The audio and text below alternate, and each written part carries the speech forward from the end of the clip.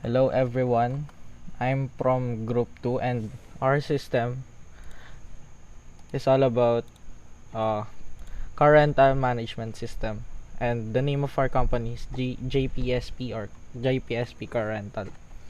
So first, I will talk about SQL database. So yung SQL namin consists of 5 tables, which is user, car models, bookings, booking detail, and admin. So the attributes, kay user, meron siyang primary key na user ID, and then first name, last name, phone number.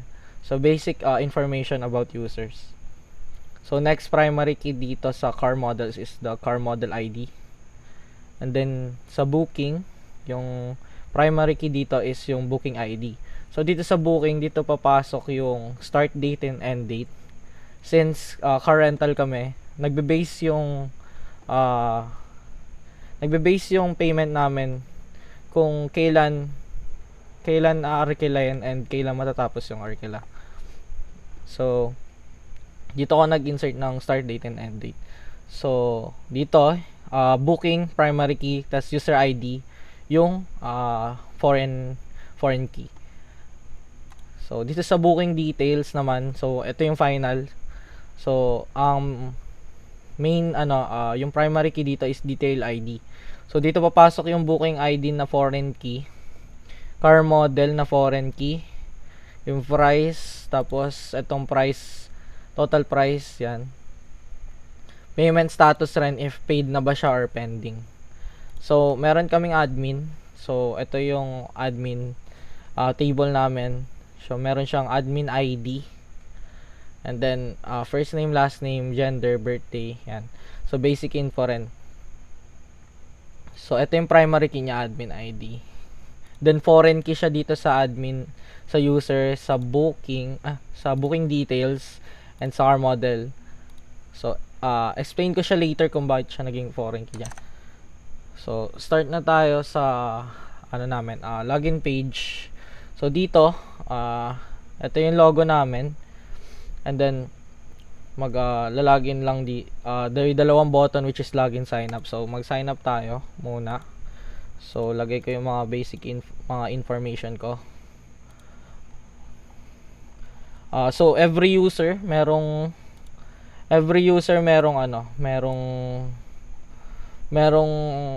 magke-create ng account para magamit yung system, yung booking system. So yung address ko is lalagay ko rin.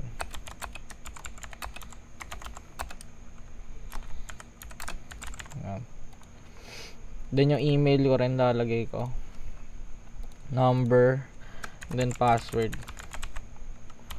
Pag kinilik yung register, click yung mail. Pag kinilik yung register, magpa-prompt siya ng registration successful. So okay. So yung reset button dito is ginagamit siya pag kunyari nakapag-type ka ng lahat. So pag ni-reset, mawawala yung then back. So login. So dito ang kailangan i-enter is yung in-enter mong email and then yung password mo. Yan. So login, yan. Magpa-prompt siya ng login successful. So ito yung dashboard namin. So lalabas dito yung mga total cars, available, rented cars, ganyan. And then ito yung menu bar namin. So side menu. So meron kaming contacts ito. So tas andito na rin yung logout button. Services, yan yung mga cars. And then about. Yan. So ito yung about dito sa namin. So first punta tayo kay profile. So dito kay profile, ito yung lalabas, magpa-prompt dito yung mga in-enter mo during registration, yung mga information mo. Then pwede mo na siyang i-edit dito sa user profile. So let's say in-edit ko itong address, inagdagan ko siya, and then ditong first name tinanggal ko yung stay natin yan. So dito pinalitan ko to, gawin nating Santos. Yan. So pag sinave changes ko siya, yan, changes, save. So, automatic na siya mag-update. So, ayan, lumabas yung Pampanga and then Santos yung last name. So, dito pwede mo i-alter lahat ng mga info mo. So, next, punta tayo kay status. So, dito kay status, dito mo makikita yung mga booking, yung mga na-book mo. And dito mo rin siya pwede i-bayaran. And dito malalaman if pending or paid na siya. So, dito, user details, lalabas yung details mo dito. So, mga kailangan lang na details mo. So, tingnan natin kung paano yung gumagana. So, first, so next, ito yung booking namin. Booking page. So, meron siyang start end. Ito yung date kung kailan ka mag-start manghiram and kailan matatapos. Tapos, dito lalabas yung mga car models. So, itong mga car models, naka-ready na siya sa database. So, ito siya. Yan. So, later sa admin side, ma-explain ko explain ko pa to furthermore. So, yan. So, let's say magbubook ako ng 10 ng Monday and then sa Wednesday ko ibabalik yung electric car. So, yan. Lalabas agad yung total price. Yan. So, makikita mo agad kung magkano yung babayaran mo. And then, pag pinreceive payment mo, yan, lalabas booking created. So, dediretso na siya mismo sa booking status. So, dito sa booking status, yan, makikita mo na payment status, pending pa siya. So, kailangan mo siya i-pay. So, yan, kunyari, hindi sakto yung binigay. So, kailangan sakto yung pera ibibigay mo. Kasi pag hindi, yan, exact total amount. So, yan. Wait ako muna sa database na in bookings, yan, lalabas siya. Tas total price. Sa booking details, yan, makikita nyo yung pending siya dito.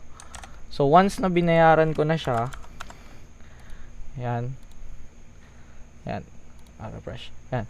So, yung payment status niya paid. So, once na paid na, so, hindi mo na siya madidelete. So, talaga nakabook na talaga siya.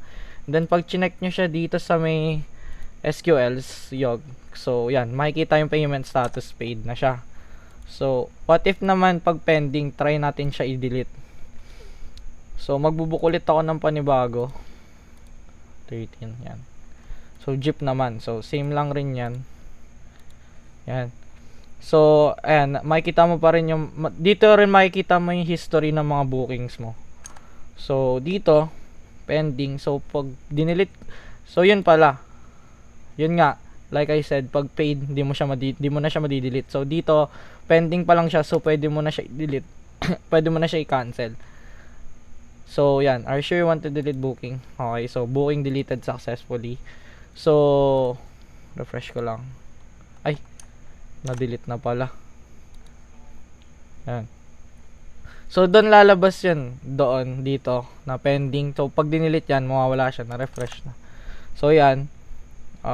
Nawala na siya dito sa status. So, ganun gumagana yung booking namin. Simple lang siya.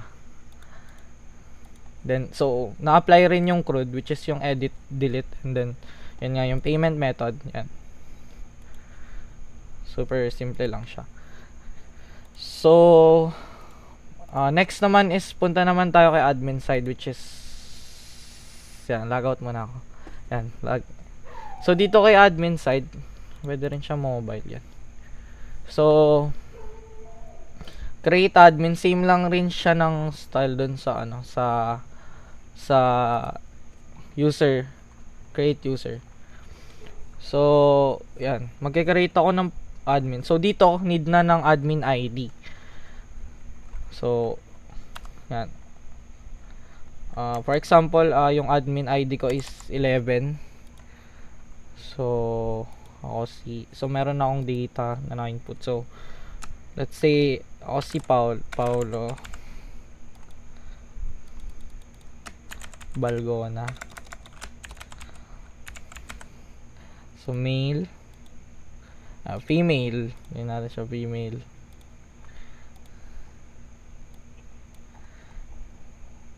Minanak siya ng 2011. Yan. So, taga Kalulot si Paulo. Email niya is paulo11 gmail.com. Paulo 123. So yan, mag-register siya successfully, and then pag binak yan, so pag tinignan natin yung admin, so ayan na siya. So sign in natin si Paulo. So 3. Yan, so login successful. So yan. So dito, ito na yung admin side namin. So ito for desktop siya. Since magkakaroon kasi ng tables, so view booking. So ito pa lang yung booking na na available right now. So pag chinek natin siya sa database, ayan. Ayan, booking yung palang available. So try natin mag-book ulit.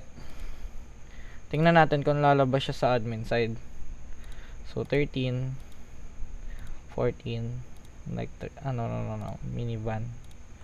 Ayan. Payment. Okay. So yan, pag tinignan natin siya dito, ayan, pending pa siya niyan kasi hindi pa siya bayad. So once na binayaran na natin siya ng 40,000, okay, yan. So paid na yan. So yan, paid. So dito makikita yung mga bookings na kung kanino siya nakabook. Yan, kung kanino mga nakabook yan, makikita yan dyan. Tapos okay. So gawa muna ako ng isa pang account. So for quickly quick account lang, para ma-check if gagana yung dun sa admin side ulit. Gawa lang tayo ng quick account. Paulo. Yan.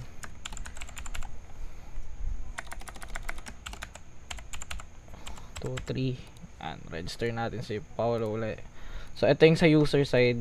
So okay, Paulo 1, 2, 3. Yan. So try natin mag-book dito kay Paulo. Mag-book tayo ng 17, tayong 18. Pick up truck, sedan. Yan. Yan. So yan, okay. Then check natin dito. So ayan, makikita yung mga nakabook. So ito kay Paulo, pending pa. So yung kay Joshua, yan, paid na. So bayaran natin yung 8,000. Okay, now, okay. Yan, bayad na yan. Yan, paid. Then dito, ayun nga. So yun, makikita dito yung booking. So dito, manage user, makikita lahat ng mga users na nag-sign up dun, na gumagamit ng car rental, JPSP car rental. So dito yung sinasabi ko na pwede mong i-update yung password, kasi nga like I said dun sa user page na need mo tawagan si admin to change password for security purposes. So kunyari papalitan ko yung kay Paulo ng Paulo lang. Paulo. Yan, password. So nag-update na yung password niya. So next naman is gusto ko nang i-delete si Paulo. So dito pwedeng may access si admin to delete the user. So yan. So once na okay, so user deleted successful, yan. Wala na siya. Then 'di ba dito yan kay Paulo nakalagay. So once na delete na siya, yan, wala na talaga kasi user not found. Logout yan. So di na siya masa-sign in. Wala nang Paulo. Ayan, so try natin. Paulo, di ba pinalitan ko yung password? Ayan, user not found na siya talaga. And dito sa may users, hindi na rin talaga siya makikita. So yan, yun yung sa manage users. So manage cars. So dito sa manage cars, simply you can edit, delete, and update, and add cars. So crude. So for example, want ko muna i-edit si sedan. Yan. So lagay na natin siya ng like Vios for example, name lang. And then yung price niya papalitan natin ng 5,000. No, 6,000. So yan, automatic siya magpapalit, Vios 6000. And then dito sa may car models, ayun, lalabas na siya, Vios 6000. Then I can delete the Vios here. So pag delete natin siya, are you sure you want to delete this car? Okay. Okay yan.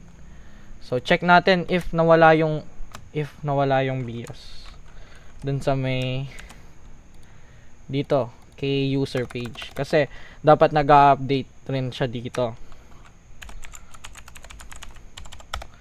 Yan. So close. So for example, tanggalin natin si SUV dito. Delete natin siya. Okay. So pag ni-refresh ko to, yan, wala na si SUV. So tanggalin natin yung truck dito, like pickup lang, ay truck lang, tanggalin natin yung pickup, and then gawin natin siyang 10,000. Oh, so yan, automatic siyang mag-update niyan dito rin. Ayan, truck 10,000. So let's try, balik natin si SUV. So SUV 6,000, add car. So yan, automatic na siya mag-a-add. So dito rin automatic na rin siya mag-a-add sa users page. Yan. So yan, automatic na siya mag-a-add sa users page. So yun yung buong system namin na car rental booking system. So thank you po. Have a nice day. Pahabol lang po, pwedeng log out yan. So pag ni-log out, babalik lang sa admin page. Yan. So thank you po, and have a nice day.